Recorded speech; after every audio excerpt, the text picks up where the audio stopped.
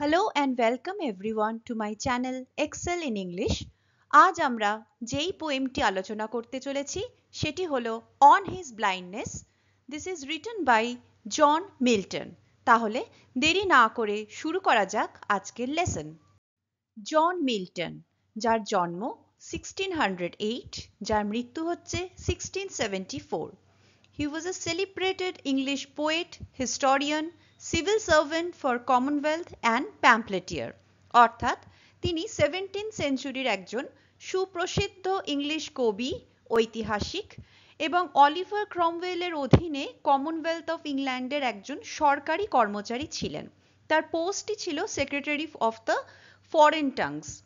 এই সরকারি কাজে তাকে বিভিন্ন রকম নথিপত্র লেখালেখির কাজ করতে হতো। তার উপর তার বিভিন্ন বিষয় পড়ার আগ্রহ ছিল। রাত জেগে কম আলোয় এরকম একটানা পড়ালেখার ফলে তার চোখের উপর খুব স্ট্রেইন পড়ছিল এবং ধীরে ধীরে তার দৃষ্টিশক্তি দুর্বল হতে লাগলো। ফলে finally in 1652 John Milton went completely blind. তিনি সম্পূর্ণরূপে তার দৃষ্টিশক্তি হারিয়ে ফেললেন। কিন্তু অন্ধ হয়ে যাওয়া সত্ত্বেও, despite his blindness, he continued to write with the help of amanuenses, অর্থাৎ শ্রুতিলেখকের সাহায্যে তিনি তার লেখা চালিয়ে যেতে রইলেন। আশ্চর্যজনকভাবে তার জীবনের সেরা রচনা, তার ম্যাগনাম ওপাস, যা তাকে বিশ্ব সাহিত্যে অমর করে দিয়েছে, প্যারাডাইস লস্ট, সেটি রচনা হচ্ছে তিনি সম্পূর্ণ অন্ধ হয়ে যাবার পরে। তার 3 মেয়েকে ডিকটেশন দিয়ে তিনি এই সম্পূর্ণ রচনাটি লিখেছিলেন। তার অন্যান্য লেখাগুলি হলো প্যারাডাইস রিগেইনড, লালাগ্রো অ্যান্ড ইল পেনসারোসো, এই দুটো কম্প্যানিয়ন পিস, লিসিডাস অ্যান্ড স্যামসন অ্যাগনিস্টাস। তাহলে ইচ্ছা শক্তি আর আত্মবিশ্বাস থাকলে কোনো প্রতিবন্ধকতাই বাধা হতে পারে না, তার জ্বলন্ত উদাহরণ মিল্টন। তবু জীবনের এক পর্যায়ে দৃষ্টিশক্তি হারিয়ে তিনিও ভেঙে পড়েছিলেন। সেই বিষণ্ণতার অন্ধকার থেকে আবার বিশ্বাসের আলোয় তার ফিরে আসা নিয়েই আমাদের আজকের এই কবিতা on his blindness. About the poem বলা হয় কবিতাটি লেখা হচ্ছে 1655-এ, অর্থাৎ তিনি অন্ধ হয়ে যাওয়ার 3 বছর পরে। লেখার সময় তিনি এটাকে নাম্বার 19 দিয়েছিলেন। জেনারেলি সনেট সিকোয়েন্স যখন লেখা হয় তখন প্রতিটি সনেটের আলাদা নামকরণ করা হয় না। তবে প্রথম যখন এটি প্রকাশ হয় ইন 1673, তখন এটার নাম্বার হয়ে যায় 16। বহু বছর পরে আবার একজন ইংলিশ ক্লারিক, অর্থাৎ যাজক, biblical scholar and author Thomas Newton বলে একজন এই কবিতাটির নামকরণ করছেন অন হিজ ব্লাইন্ডনেস, যখন তিনি প্রকাশ করছেন মিল্টনের অনেকগুলো কবিতা নিয়ে তার একটি প্রকাশ করা কাব্যগ্রন্থ, যার নাম হচ্ছে the poetical works of John Milton with notes of various authors in the year 1761। এবার অনেক পাঠক এবং বেশ কিছু প্রকাশকও এই কবিতাটির প্রথম লাইন, যেটা When I consider how my light is spent, এটিকেও টাইটেল হিসাবে ব্যবহার করে থাকেন। তবে অন হিজ ব্লাইন্ডনেস টাইটেলটি বেশি সর্বজন গৃহীত বা বেশি পপুলার বলা যেতে পারে। Let's now move to the text of the poem. When I consider how my light is spent, যখন আমি ভেবে দেখি কিভাবে আমার আলোটি ব্যয় হলো। এই লাইট শব্দটির এখানে অনেকগুলি অর্থ হতে পারে। Light of his eyes, that is his vision, তার দৃষ্টিশক্তি। লাইট তার লাইফকে বোঝাতে পারে, তার জীবন, যেখানে ডার্কনেস, অন্ধকার মানেই মৃত্যু, and so light is equal to life. Light can also be his spiritual light, তার অন্তরের আলো, যা তার ঈশ্বরের প্রতি বিশ্বাস, যা তার অন্ধত্বের কারণে কিছুটা ধাক্কা খেয়েছে। স্পেন্ট অর্থাৎ ব্যবহার করা হয়ে গেছে। চোখের আলো বোঝালে যে আলো এক্সটিংগুইশড অর্থাৎ নিভে গেছে, এই অর্থে স্পেন্ট কথাটি ব্যবহার করা হচ্ছে। আর যখন আমরা লাইট বলতে লাইফ বুঝছি, তখন বোঝাচ্ছে তার জীবনের সেই পর্বটি যা অতিবাহিত হয়ে গেছে যেই সময় তার চোখে আলো ছিল। এয়ার হাফ মাই ডেজ, এই এয়ার শব্দটি হচ্ছে একটি old English form of before, অর্থাৎ পূর্বে। তিনি বলতে চাইছেন জীবনের অর্ধেকটা দিন অতিবাহিত হবার আগেই আমার চোখের আলো চলে গেল। তিনি হি ওয়াজ অনলি 44 যখন তিনি ব্লাইন্ড হয়ে যান, তাই তিনি বলছেন যে আমার জীবনের অর্ধেক রাস্তা পেরোনোর আগেই আমার চোখের আলো চলে গেল in this dark world and wide. এবং অন্ধ হয়ে যাবার পরে তার কাছে জগৎ সত্যিকারেই ভাবে অন্ধকার হয়ে গেল। The world became dark for him and wide. সেই চেনা পরিচিত জগৎ তার কাছে খুব বৃহৎ, বড্ড অচেনা, বড়, নাগালের বাইরে বলে মনে হতে লাগলো। And that one talent which is death to hide, আর সেই একটি ট্যালেন্ট যা লুকিয়ে রাখা মৃত্যুর সমান। ট্যালেন্ট শব্দটির একটি অর্থ হলো বিশেষ কর্মদক্ষতা বা প্রতিভা, স্কিল, যা কবির ক্ষেত্রে তার সাহিত্য প্রতিভা, তার লেখার ক্ষমতা, যা এখন তিনি তার অন্ধত্বের কারণে ব্যবহার করতে পারছেন না এবং এই কাব্য প্রতিভা প্রকাশ করা যাচ্ছে না, একজন কবির কাছে তা মৃত্যুর সমান, which is like death to hide.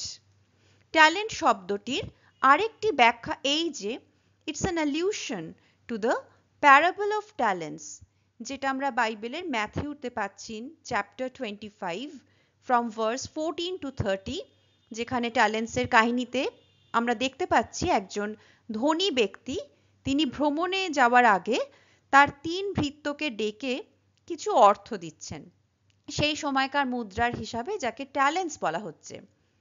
প্রথম সার্ভেন্টকে 5 ট্যালেন্টস, দ্বিতীয় সার্ভেন্টকে 2 ট্যালেন্টস এবং তৃতীয় সার্ভেন্টকে 1 ট্যালেন্ট দিচ্ছেন। তার অনুপস্থিতিতে সেই ফার্স্ট সার্ভেন্ট, প্রথম ভৃত্যটি, সেই অর্থ বেশ ভালোভাবে বিনিয়োগ করে তাকে দ্বিগুণ করে 10 ট্যালেন্টস করে ফেলছে।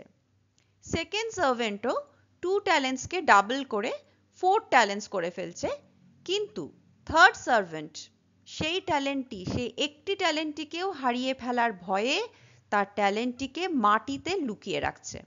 এবার প্রভু যখন ফিরে এসে সব জানতে পারছেন, তিনি তখন প্রথম 2 ভৃত্যর খুব প্রশংসা করছেন, তাদের পুরস্কৃত করছেন, আর তৃতীয় ভৃত্যটিকে খুব তিরস্কার করছেন, তার সেই 1 ট্যালেন্টটিও কেড়ে নিচ্ছেন এবং তাকে অন্ধকারে নির্বাসিত করছেন, banished him into darkness.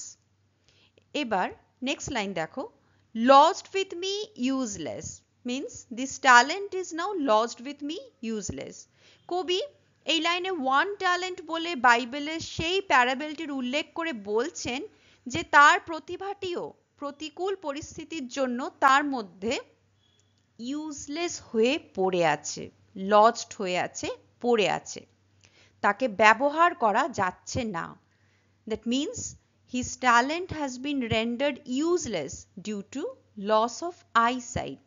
দৃষ্টিশক্তি হারিয়ে তার প্রতিভা এখন অনুপযোগী, অকেজো হয়ে তার মধ্যেই পড়ে পড়ে নষ্ট হচ্ছে। তাহলে আমরা দেখতে পাচ্ছি এই অক্ষমতা কবির মধ্যে এক দ্বন্দ্বের সৃষ্টি করছে। We can clearly see his inner conflict and frustration here. Though my soul more bent, যদিও আমার মন, আমার আত্মা এখনো আরো বেশি bent means inclined, আরো ইচ্ছুক, অনুরক্ত, to serve therewith my maker. Maker means God, সৃষ্টিকর্তা, স্রষ্টা। therewith means with it, আমার ট্যালেন্টের সাহায্যে, অর্থাৎ আমার ঈশ্বর দত্ত প্রতিভার দ্বারা আমি এখন ঈশ্বরের সেবা করতে আরো বেশি ইচ্ছুক। and present my true account, আর ঈশ্বরকে আমার কাজের নিখুঁত হিসাব, ট্রু অ্যাকাউন্ট বা বিবরণ দিতে চাই, প্রমাণ করতে চাই যে তিনি আমাকে যে ট্যালেন্টে দিয়েছিলেন আমি তার অপব্যবহার করিনি, বরং তার সদ্ব্যবহার করেছি। lest he returning child, পাছে তিনি সেই প্যারাবেলের মালিকের মতন ফিরে এসে আমাকে তিরস্কার বা বকাবকি যেন না করেন। এখানে দেখো আমরা একটা লিটারারি ডিভাইস দেখতে পাচ্ছি which is called enjambment, যেখানে কবিতায় একটি ভাবনা একটি লাইনে শেষ না হয়ে পরবর্তী লাইনেও চলতে থাকছে কোনো বিরতি ছাড়া। দেখতে পাচ্ছ কোনো পাংচুয়েশন মার্ক নেই, বাক্যটি একটি লাইন থেকে পরের লাইনেও চলতেই থাকছে। এর ফলে পাঠকের মনে একটি উত্তেজনা সৃষ্টি হচ্ছে। নাও দিস এনজাম্পমেন্ট এটা করা হচ্ছে আসলে এটি কবির ইনার কনফ্লিক্টেরই একটা প্রতিফলন, reflection. Doth God exact day labor, light denied? Doth is archaic form of does. Exact means demand, claim, দাবি করা। Day labor অর্থাৎ দিনের আলোয় করা কাজ, যেরকমটি তখনকার দিনে প্রথা ছিল এবং কিছুটা এখনো, যে আমরা দিনের আলোতেই জেনারেলি কাজ করে থাকি। কিন্তু এই দৃষ্টিশক্তি হারিয়ে ফেলার ফলে মিল্টনের কাছে তার দিনটিও কিন্তু আলোবিহীন। Light denied, here light means light of his eyes, তার চোখের আলো, যা থেকে ঈশ্বর তাকে এখন বঞ্চিত করে রেখেছেন। তাই তিনি প্রশ্ন করছেন, যে ঈশ্বর আমাকে আলো থেকে বঞ্চিত করেছেন সেই ঈশ্বর কি আমার কাছে আর কাজের হিসাব চাইতে পারেন? বেশ এখানে একটা ক্ষোভের সাথে, অভিমানের সাথে সরাসরি ঈশ্বরের ইন্টেনশন নিয়ে তিনি প্রশ্ন তুলছেন। তার মানে ঈশ্বরের উপর সেই বিশ্বাস আর তার অবিচল নেই, তাই তার মনে প্রশ্ন জাগছে।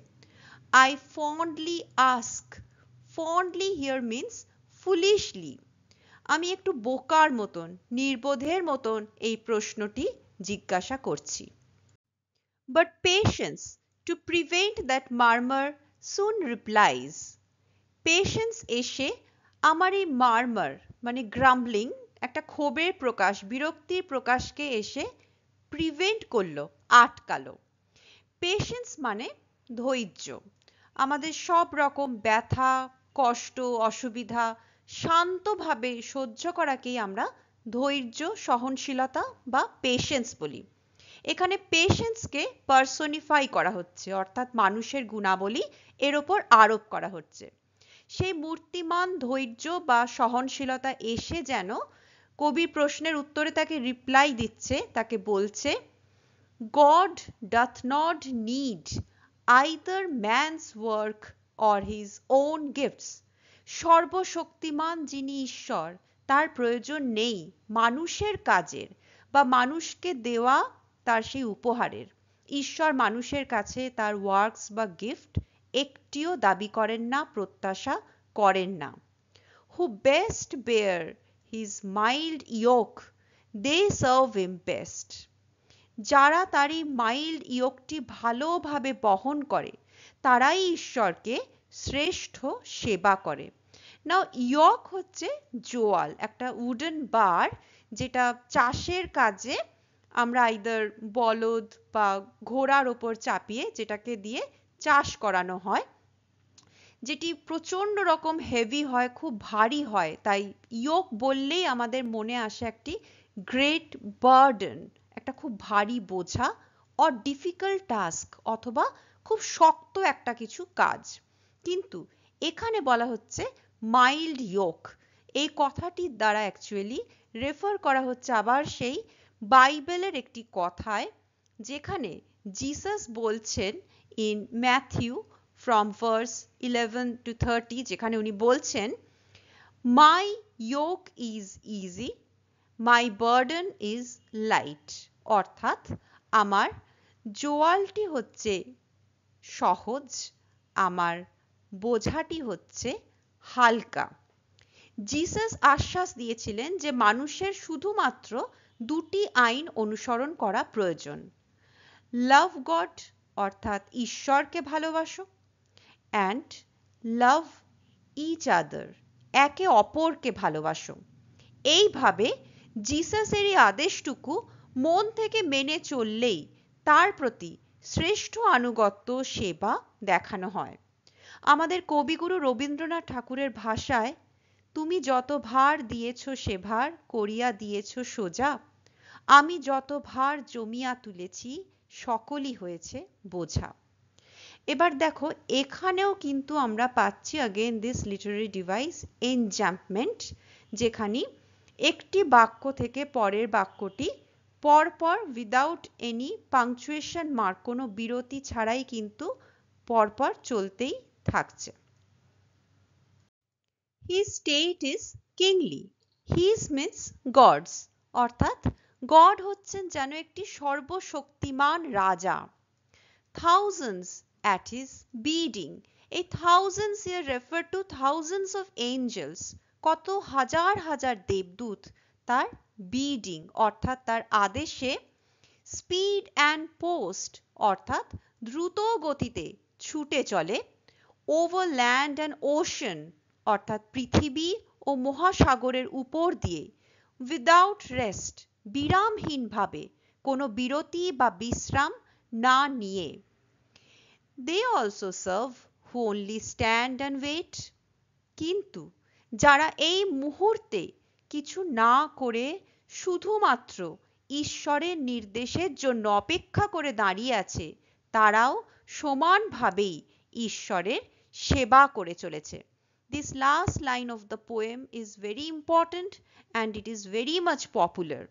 তাহলে এখানে বোঝানো হচ্ছে ঈশ্বর স্বয়ং সম্পূর্ণ, তিনি সর্বশক্তিমান এবং তার আদেশ পালনের জন্য অসংখ্য এঞ্জেলস, হাজার হাজার দেবদূতেরা সদা প্রস্তুত। সেই ঈশ্বরকে সেবা করার শ্রেষ্ঠ উপায় তাই জীবনের সব প্রতিকূলতা, কঠিন পরিস্থিতির মাঝেও তার প্রতি বিশ্বাস না হারানো, সাহস ও দৃঢ়তার সাথে ধৈর্য ধরে ঈশ্বরের নির্দেশে তার কৃপা দৃষ্টির অপেক্ষা করা। এই অপেক্ষার দ্বারাও ঈশ্বরের সেবা করা যায়। তাহলে যে মানসিক দ্বন্দ্ব, যে নিরাশা এই কবিতায় আমরা প্রথমে কবির মধ্যে দেখতে পেয়েছি, শেষকালে সেই দ্বন্দ্ব কেটে গিয়ে কিন্তু আবার আশার বাণী শোনা যাচ্ছে। So the poem ends in a mood of reconciliation and consolation. এক আধ্যাত্মিক প্রশান্তি ও সন্তুষ্টির সুরে কবিতাটির পরিসমাপ্তি ঘটছে। Now the theme of the poem. Faith on self and God. এই কবিতার মূল থিম হলো নিজের ও ঈশ্বরের প্রতি অবিচল বিশ্বাস। The central theme of On His Blindness is the acceptance of God's will and finding spiritual peace and solace despite hardships in life. মানে জীবনের প্রতিকূলতায় ঈশ্বরের ইচ্ছাকে মেনে নেওয়াতেই এক আধ্যাত্মিক সান্ত্বনা ও প্রশান্তি লাভ করা যায়। Initially, the poem presents the conflict between the desire of the speaker to serve God and his physical limitations that prevent him from doing so successfully.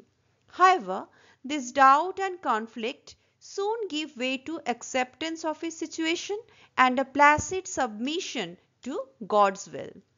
This poem traces the speaker's journey from inner conflict and self-doubt to faith and redemption. মানে কবিতার শুরুতে কবির মধ্যে যে দ্বন্দ্ব, frustration, depression আমরা দেখেছি, ঈশ্বরের ইচ্ছায় তার বশ্যতা স্বীকার করার সাথে সাথে সেটা বদলে যাচ্ছে টু ফেথ অ্যান্ড রিডেমশন, অর্থাৎ বিশ্বাস এবং মুক্তিতে। না এই যে পেশেন্স এলো, পেশেন্স এসে কবিকে সান্ত্বনা দিল, তার দ্বন্দ্বের মধ্যে তাকে আশার বাণী শোনালো, সে আসলে কবিরই ইনার ভয়েস, তারই অন্তরাত্মা, যে নিরাশার অন্ধকার থেকে আবার আশার আলোয় তার উত্তরণ ঘটাচ্ছে। Now the form and structure of the poem. আমরা দেখতে পেলাম যে এই কবিতাটি 14টি লাইনের, অর্থাৎ এটি একটি অটোবায়োগ্রাফিক্যাল সনেট। এখানে কবির নিজের কথাই ফুটে উঠেছে এই 14টি লাইনের মাধ্যমে। এবং দ্য টাইপ ইজ, আমরা জানি সনেট দু ধরনের হয়, একটি শেক্সপিরিয়ান বা ইংলিশ সনেট আর একটি Petrarchan sonnet. So this one is a Petrarchan sonnet, যেটি জেনারেলি ভাগ করা হয় ইন্টু অক্টেভ অর অক্টেট যাতে 8টি লাইন থাকে, and then there is a সেস্টেট যাতে 6টি লাইন থাকে। এবার পেট্রার্কান সনেটে যেটা হয়ে থাকে, প্রথম 8 লাইনে কোনো একটি সমস্যার কথা বলা হয় এবং তার পরের 6 লাইনে সেস্টেটে সেই সমস্যার একটি সমাধান বা রেজলিউশন করা হচ্ছে। এই যে সমস্যা থেকে সমাধানের দিকে এগোনো আর টার্নিং পয়েন্ট, সেটাকে আমরা বলছি ভোল্টা, যেটা জেনারেলি সেস্টেটের প্রথম লাইন অর্থাৎ লাইন নাম্বার 9-এ হয়ে থাকে। কিন্তু এই সনেটে মিল্টনের অন হিজ ব্লাইন্ডনেস আমরা দেখতে পাচ্ছি ইনস্টেড অফ লাইন 9 এই ভোল্টা বা থিম্যাটিক টার্ন, যেটা টার্নিং পয়েন্ট অফ থট যেটা আসছে, সেটা আসছে অ্যাট লাইন 8, যেখানে পেশেন্স এসে কথা বলা শুরু করছে এবং কবির মধ্যে ধীরে ধীরে একটা পরিবর্তন আসছে। Next the rhyme scheme of the poem, যেটা হচ্ছে A B B A, A B B A, C D E, C D E. তারপরে metre of the poem is classic iambic pentameter, অর্থাৎ 5টি আয়ামস থাকছে। আয়াম মানে কি? an unaccented syllable followed by an accented syllable, অর্থাৎ প্রথমের সিলেবলটিতে কোনো স্ট্রেস পড়ছে না, তারপরে যে সিলেবলটি আসছে তাতে স্ট্রেস পড়ছে। এরকম ভাবে 5টি আয়ামস নিয়ে তৈরি হচ্ছে এক একটি লাইন। এইভাবেই এই কবিতার মিটারটি চলছে। আশা করা যাচ্ছে এতক্ষণ আমাদের যে এক্সপ্লেনেশন চললো সবাই সেটা বুঝতে পেরেছো। এর সাথেই এই লেসন এখানে আমরা শেষ করছি। সবার জীবনে বিশ্বাস যেন অটুট থাকে কবিরই মতন, সবাই যেন সেই বিশ্বাসের আলোয় সাফল্য খুঁজে পায়, এই শুভেচ্ছায় আজকের লেসন এখানেই শেষ করলাম। বাই।